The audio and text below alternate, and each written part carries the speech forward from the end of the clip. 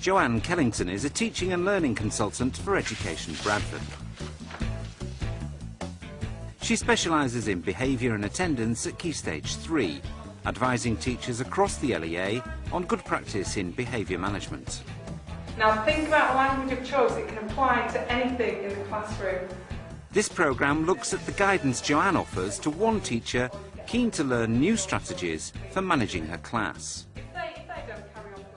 We're often asked by teachers, why are these pupils misbehaving?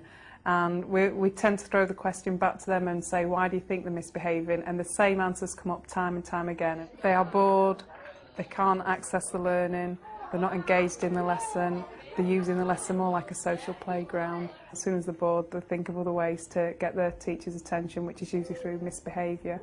So it's about the teachers thinking about what can I do to counteract that? How can I make my lesson more engaging? Am I differentiating the lesson and setting boundaries, setting routines so that the children know what is expected of them in the classroom? Joanne will be working with Claire Hewitt, a newly qualified modern foreign languages teacher at Parkside School near Bradford. Claire's chosen to teach some of the more challenging pupils, and she's keen to develop strategies to get the best out of them. What else can you ask for? These. No jeans. Right, okay. So, how do you say blue? Bleu. So, on, bleu. Something else. Two more things then. One of my targets for when I became an NQT was to take some bottom sets, and I volunteered to do that. But what I didn't realise when I offered to do it was the problems I would encounter with them. There's a lot of low-level disruption, a lot of shouting out, and it's that I want to try and get a grip of, to try and motivate the groups a bit more. 5, 4, 3, 2, 1. I want some ideas. By working with Jo, I think she'll give me some ideas on how to tackle the little things that cause the big problems. So if I deal with a low-level disruption now, I won't have the bigger problems later. I think sometimes you just can't deal with it on your own, you have to tell somebody. Hi Claire, I'm Hi. Jo. I'm from the Key Stage 3 team, behaviour and attendance consultant. I'm coming in to work to observe a class. How's it going in terms of behaviour? I have 2 bottom sets that I have a few behaviour issues in, which Right. I think you're going to observe one of them, so that'll be... Is that the year 9? Yes, Yeah. that'll be quite useful to get some feedback on what I can try with them. When you say you've got some issues with them, in terms of what in particular? They tend to be quite disruptive and they don't listen at all. Right. So it's trying to keep the low-level disruption down. Do you think that leads to them going off task because they haven't got a very good grasp of the language? I think that's basically it. They think they don't need it, so why should we bother? Would it be okay if I came in and had a look at this group? Yeah. And then if we meet up after the lesson, Yeah. and we'll just see how you felt about it and Okay. see what I think as well. That's great. Is that okay? Yeah, that's fine. Brilliant. Yeah. Thank you. Okay. Joanne will observe Claire teaching a French lesson to a bottom set Year 9 class.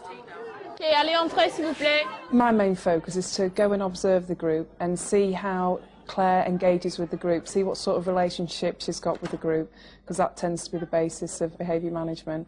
I'm going to be looking at how the pupils interact with each other. Are they happy to work on their own independently, or are they quite reliant on Claire?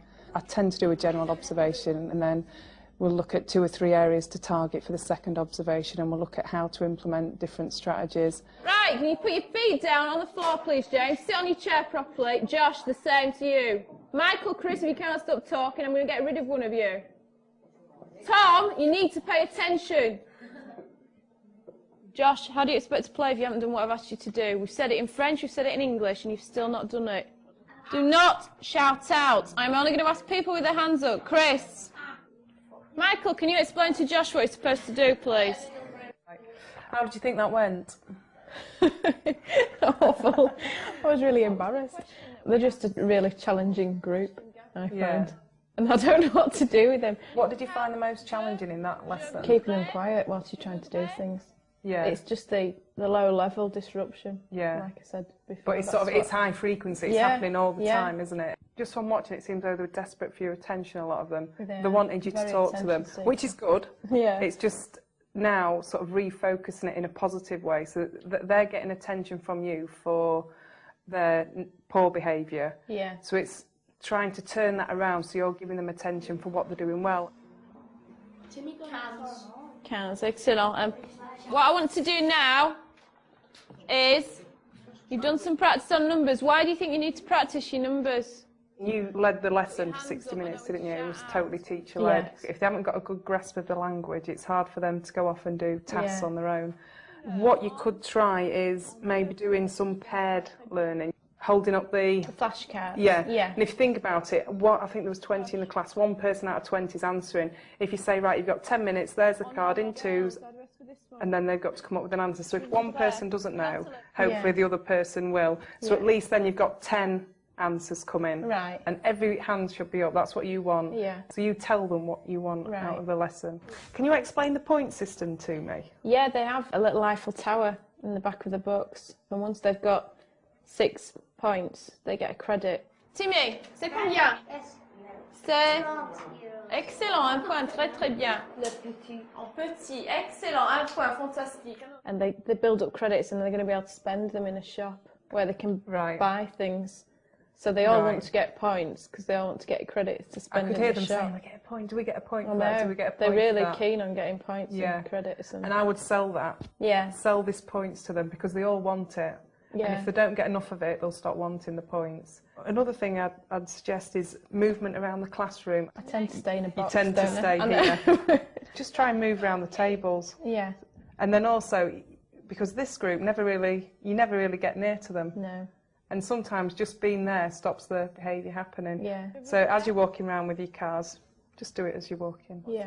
And I think you're more accessible then to all the groups. Sometimes, you know, at the beginning there was someone with his rubber. And sometimes if you'd have just stood next to him, that would have been enough. And just discreetly, you take it away from him. Yeah. And he knew we were messing about. And if you'd have been walking around the room, you could have done that. And then you wouldn't have had to stop the flow of the lesson. You'd have just done it discreetly. He wouldn't be embarrassed. Well, he probably loved it anyway. No, I think he does like it. But it just goes with the flow of the lesson. And if you're walking around, you can mop up everything as you're going along.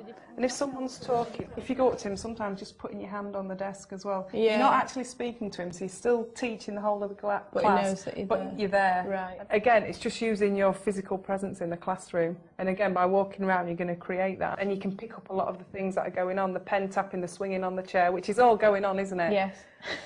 And I know you can see it, but if you were to pick up everything in that classroom, you won't get any teaching done. No, I know. At one point you said, don't shout out.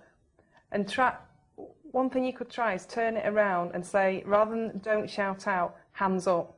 So, because as soon as you say don't, for some reason kids like to do it. Yeah, it's like don't touch a hot plate. They touch the hot plate, don't they? If you try and make it turn the language from don'ts to do's. I don't want you to talk. Tom, you are not using this board again. Do not shout the answers out. Rather than saying don't shout out, hands up please, and you're teaching them what you want them to do. You're teaching them that you want their hands up. And if they do shout out, ignore whatever they've said. Right. Rather than saying don't shout out, ignore it. But thank you for putting it. Yeah. That's getting it right and putting the hand up. Yeah. Okay. If you were to think of 2 or 3 things you wanted to put in that class, or not to put in, to try out on Thursday, what would you be happy doing? They're walking around the classroom. Right. Whilst I'm doing activities or whatever. Try that out on Thursday. Yeah. So if the teacher, obviously your normal lesson, but really go for moving around the classroom. Right. I'll put a pedometer on you, see if you do 10,000 steps. Okay, well, that's I've just completed 2 miles. So that's quite an obvious one, isn't it? Is there anything else? I'll just try the positive praise, basically. As soon as they do anything right, no matter how small it is, praise them. Yeah. And just for one lesson, try and ignore what they're doing wrong, but putting in the praise. I mean, you usually say 6 praises to every 1 correction. Yeah. So, I mean, if they're doing something that needs correcting, you've got to do it. Yeah. But just praise and praise as much as you can. And then as soon as they start getting your attention through the praise, it can help to turn the behaviour around. Right. Like I said, this class they're not going to change overnight. It will take 2 or 3 weeks. It's just a case of doing it and see if we can actually improve the behaviour. Okay.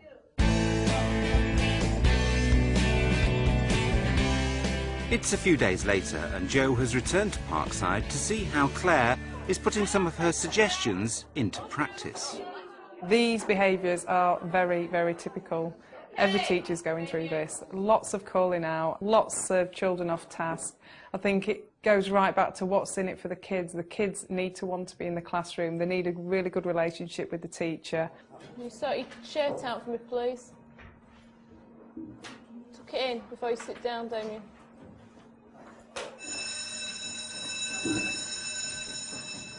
So we're going to revise the clothes and colours again today. You've got to be perfect, Chris, yes? Absolutely perfect. A lot of low-level disruption, I'd say, is about attention-seeking. They want the attention of the teacher, which can only be a good thing, but it's about refocusing them, so that you only give them attention for the positive behaviour. For example, when they put their hands up, when they do as you ask, when they answer a question, etc. Rather than giving the attention for negative behaviour, the calling out, the walking around the classroom, the throwing things around the room, because that is what you want. You're feeding the behaviour. The only way you can actually change behaviour is through praise and lots of rewards. Just checking your credits. There you go. This team then, 2 points each. Everyone else can have a point each. That was excellent. Excellent. You've got your 6 credits, so you need to get another 4 points. Yeah, to get another credit. Okay. Another strategy that I've suggested to Claire is to have more presence in the classroom by moving around the desk. Listen, Damien. What we need to do. Now again, it's difficult in some classrooms because the desks are quite compact and there isn't the space to move around. But just by moving around the classroom lets the children know you're around. Also, you can use your physical presence again to be proactive, and sometimes just by standing near a child is enough to stop them misbehaving. With Claire's group, it's particularly important that she teaches them new behaviours because, like Claire would admit, there's a lot of calling out. What you need to do here is teach them that the way to answer a question is to put their hand up, and the only way you can actually teach this is through praising those who are doing it. So when people call out, to ignore them and actually go to the person who's got the hand up and praise them for having the hand up. You've got your hand up, thank you, and then take the answer from them. What's the word for how much it costs? Levez la main. Levez la main. C'est combien? Excellent. You need to think about the basics of actually managing behaviour, which is building a relationship with the class. That is fundamental. If you want to work with the class, particularly a challenging one, you need to have a solid relationship where the children love being in your classroom, they enjoy engaging with you, you show them that you enjoy engaging with them, and you make them welcome into your classroom as well. And I cannot emphasise that enough. Get to know your pupils, particularly the ones who are more challenging. Find time and invest your time with the most challenging pupils and show a genuine interest. What are you going to get? What vouchers are you going to get? I'm trying to get them all before Christmas, so we should be able to spend them before Christmas. My advice to Claire is she needs to keep practising and persevering and have a lot of patience with them, because it is very, very hard to turn around a challenging group. Most people have finished now. I've been around and I've checked most people's work. You were all more or less on the right track. 1 point pour chaque personne, okay? 1 point pour chaque personne. Fantastique.